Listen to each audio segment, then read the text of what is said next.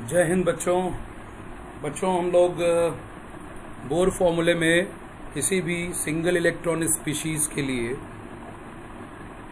किसी ऑर्बिट में इलेक्ट्रॉन अगर घूम रहा है तो उस घूमते हुए इलेक्ट्रॉन की एनर्जी या ऑर्बिट की एनर्जी निकालने का general formula, radius of orbit, कोई भी ऑर्बिट हो उसका रेडियस निकालना उसका जनरल फॉर्मूला, और उस ऑर्बिट में घूमते हुए इलेक्ट्रॉन की वेलोसिटी निकालने का जनरल फॉर्मूला पढ़ चुके हैं। ये आपके स्क्रीन पे आपको इस समय दिख रहा होगा।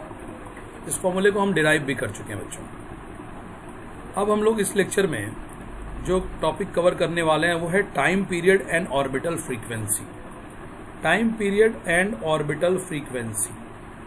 टाइम पीरियड क्या होता है? जैसे आपका इलेक्ट्रॉन एक ऑर्बिटल में अगर घूम रहा है, एक ऑर्बिट में कह लीजिए, अगर आपका इलेक्ट्रॉन सर्कुलर ऑर्बिट में न्यूक्लियस के अराउंड अगर घूम रहा है तो पूरा एक चक्कर कंप्लीट करने में, एक पूरा चक्कर लगाने में उसको जितना भी टाइम लगेगा, एक पूरा चक्कर लगाने में, अपने ऑर्बिट का पूरा एक चक्कर लगाने में जो भी टाइम लगेगा उसको हम लिखेंगे टाइम पीरियड। तो टाइम पीरियड की डेफिनेशन हम क्या लिखते हैं यहाँ पे? Time taken to complete one revolution in any orbit. पूरा एक चक्कर एक ऑर्बिट का लगाने में जो टाइम आपके इलेक्ट्रॉन को लगता है, it is the time period. फिर ऑर्बिटल फ्रीक्वेंसी क्या होता है? एक सेकंड में उस ऑर्बिट का जितना टोटल चक्कर लगाएगा, एक सेकंड में टोटल कितना रिवोल्यूशन लगाएगा, एक सेकंड में टोटल कितना रिवोल्यूशन लगाएगा, एक सेकंड में टोटल कितना रिवोल्यूशन लगाएगा किसी ऑर्बिट का। तो total number of revolution completed in 1 second by electron in any orbit.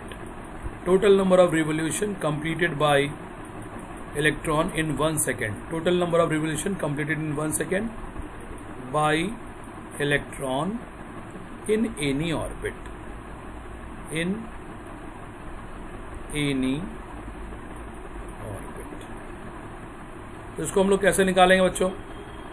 इसको निकालने का हमारे पास फॉर्मूला होगा, जैसे कि हम जानते हैं velocity is equal to distance upon time या डिस्प्लेसमेंट अपॉन टाइम हम लोग लिखते हैं। स्पीड बराबर डिस्टेंस अपॉन टाइम या velocity is equal to displacement upon time, इसको हम लोग लिखते हैं। तो यहाँ पे हम क्या लगाएंगे? Velocity of electron in nth orbit, velocity of electron in nth orbit, इसको हम Vn लिख देंगे, बराबर distance covered by electron in that orbit. तो एक ऑर्बिट में अगर इलेक्ट्रॉन घूम रहा है, न्यूक्लियस से इसकी दूरी अगर स्मॉल r है, तो इस ऑर्बिट के एक चक्कर लगाने में वो कितना डिस्टेंस कवर करेगा? It is 2 pi r। तो 2 pi r radius of nth orbit divided by time taken, that is time period. तो अगर हम इससे आगे सॉल्व करते हैं तो हम टाइम पीरियड t को क्या लिखेंगे? t is equal to 2 pi r n हो जाएगा और डिवाइडेड बाय यहाँ पे हो जाएगा Vn। तो अगर हम यहाँ पे वैल्यू रखते हैं 2 पाई Rn की वैल्यू हम अगर यहाँ से रखते हैं, ये कांस्टेंट से रख दें चाहे इससे भी अगर हम रख दें, तो ये एंगस्ट्रॉम है, इसको अगर हम मीटर में बदलेंगे तो 10 टू दी पावर -10 यहाँ पे मल्टीप्लाई कर देंगे। तो हमारे पास क्या आएगा?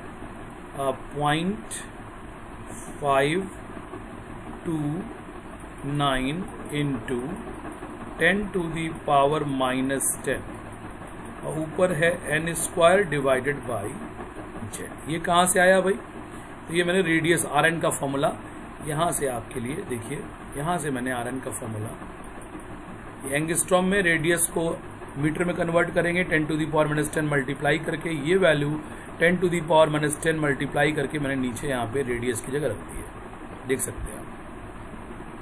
फिर Vn के लिए कौन सी वैल्यू होगी आपके लिए? Vn के लिए देखिए, ये मीटर पर सेकंड में ये value 2.18 into 10 to the power 6, तो ये हम यहाँ रख देंगे 2.18 इंटू 10 टू दी पावर 6, ये हो जाएगा z बाई n।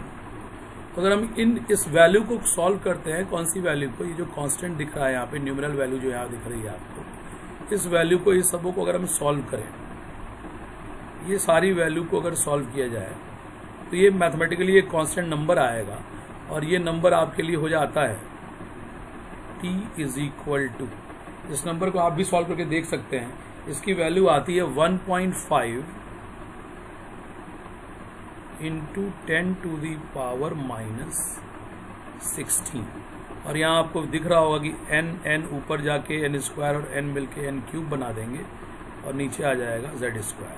और नो डाउट इस सेकंड में आंसर आएगा। तो किसी भी ऑर्बिट में एक कंप्लीट रिवॉल्यूशन लगाने के लिए इलेक्ट्रॉन का टाइम पीरियड क्या होगा, किसी भी ऑर्बिट में एक कंप्लीट चक्कर लगाने के लिए इलेक्ट्रॉन का टाइम पीरियड कितना होगा, वो हम लोग इस फॉर्मूले से निकालेंगे। किसी भी ऑर्बिट में एक कंप्लीट चक्कर लगाने के लिए इलेक्ट्रॉन को कितना टाइम लगेगा, ये इस फॉर्मूले से निकलेगा। नाउ ऑर्बिटल फ्रीक्वेंसी, ऑर्बिट या ऑर्बिटल फ्रीक्वेंसी,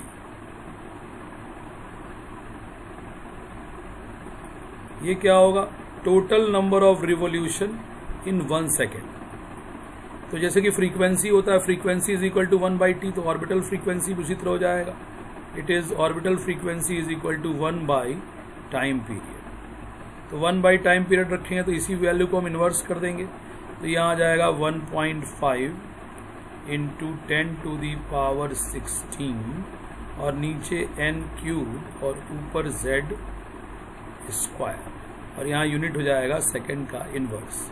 जब आप बच्चों इसको सॉल्व करेंगे तो आपके पास जो वैल्यू आ रही है वो वैल्यू हो जाएगी आपके पास 6.6 into 10 to the power 15, 6.6 into ये -16 था, 6.6 into 10 to the power 15 z square divided by n cube, n का पावर 3।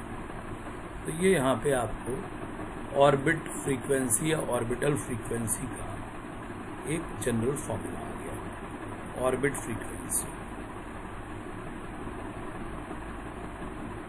तो इसको आप देख सकते हैं, इस पूरे फॉर्मूले को आपको याद रख लेना चाहिए, इससे कॉम्पिटिशन्स में भी सवाल बन जाते हैं। तो ये पूरा कंटेंट आप इसको देख लीजिएगा। टाइम पीरियड, ऑर्बिट फ्रीक्वेंसी मैंने इसमें डिराइव करा दिया आपको, और इसके पहले वाले लेक्चर में बच्चों हम आपको डिराइव करा चुके हैं एनर्जी, रेडियस और velocity of electron in any orbit का फॉर्मूला। डेरिवेशन यहाँ हो गया। तो डेरिवेशन ये आपसे पूछा नहीं जाता है, लेकिन आप इसको देख लेंगे, सीख लेंगे, अपनी फेयर कॉपी में इसको आप लिख लेंगे बच्चों। थैंक यू वेरी मच बच्चों।